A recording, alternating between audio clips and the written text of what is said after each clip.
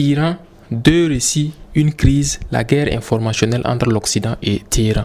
La situation en Iran ne peut être comprise à travers uniquement des événements internes, manifestations, tensions politiques ou nucléaires ou tensions régionales.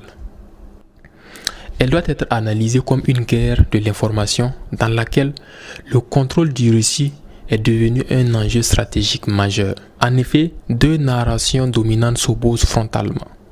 Celle des autorités iraniennes axée sur la stabilité, la souveraineté et la résistance. Il y a aussi celle des médias occidentaux centrés sur les droits humains, les manifestations et la délégitimation du régime iranien. Écoutez ce reportage dans lequel vous allez faire la différence entre les deux récits qui s'affrontent.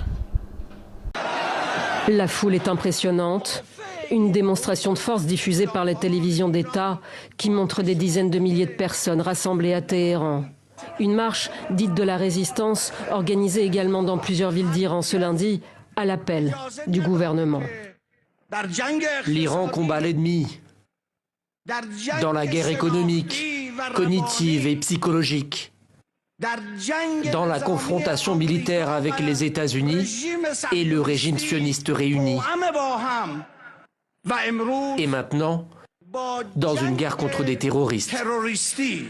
3 jours de deuil national ont également été décrétés pour rendre hommage aux membres des forces de sécurité tués, considérés comme des martyrs. La réponse du régime des Mollahs au mouvement de contestation né initialement contre la vie chère, confisquée selon les autorités par des émeutiers terroristes. À l'heure actuelle, nos forces de sécurité contrôlent totalement toutes les villes du pays.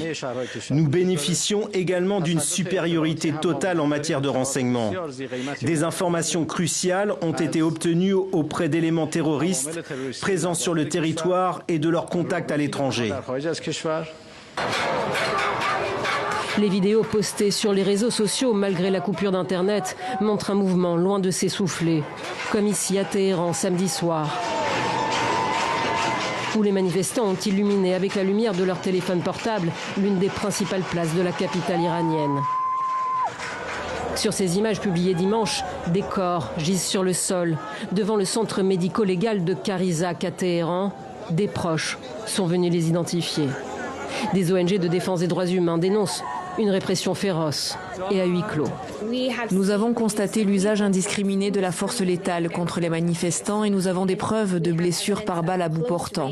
Nous avons des preuves de l'utilisation de gaz lacrymogène, nous avons des preuves du déploiement d'armes de calibre militaire contre des personnes manifestant dans les rues et c'est absolument inacceptable. Je tuerai celui qui a tué mon frère, crient ces personnes en deuil. Les visages sont floutés sans doute pour protéger leur identité. Selon différentes ONG, entre 192 et 490 manifestants auraient été tués en 15 jours, des milliers d'autres arrêtés.